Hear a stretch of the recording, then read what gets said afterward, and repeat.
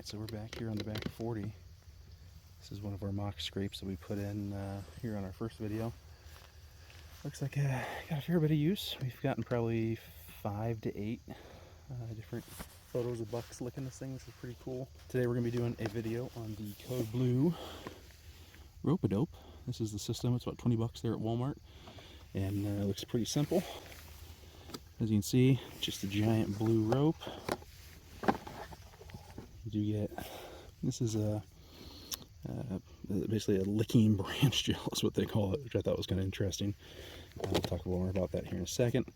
And then looks like I've got a zip tie on this end, and kind of a further back zip tie with a little, zip tie to hang at the tree. So this must be my licking end. You must unbraid it, as always, not reading any rules. Or instructions, I should say. And let's replace this guy.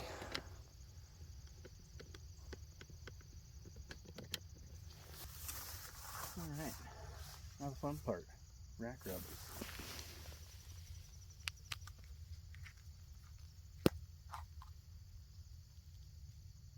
Yum.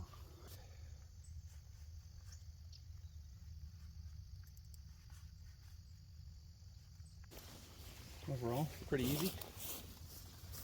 I'm about 6'4", and so that is nipple length to me is right about here, just below. I think that's about perfect. I'm going to top it off a little bit here with some Tinks Dopey #1 non-estrus, just to kind of cover up my scent and give them a little something to think about. Now, one thing to note is we did have a white oak branch in this tree as a mock scrape for about 2.5–3 weeks prior to installing the Code Blue kit.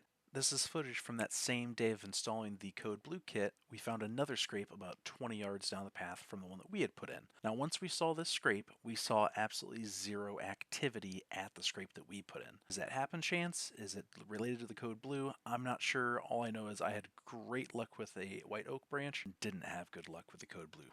Now, funny enough, while I was doing some price checking, I saw this review here on TractorSupply.com. It's actually the last one. It says, "Don't waste your money. All this did was make the deer start a new scrape. This is a waste of money. Hung this up. They would never touch the scrape again, and it's still hanging." So, seems like some people had some kind of similar experiences to me out there as well. In conclusion, is it worth the 20 bucks? I don't think so. I think this is one way that you can certainly save some money. Go out to your property, figure out what is out there when it comes to either if it's wild grapevine or potentially white oak. Pick one of those, run with it, and I think you'll have great success. Here's also one of our target bucks. What do you guys think we should name him? Drop a comment below. Appreciate you watching another Bell in the Back 40 video. This is John, and we'll see you on the next one.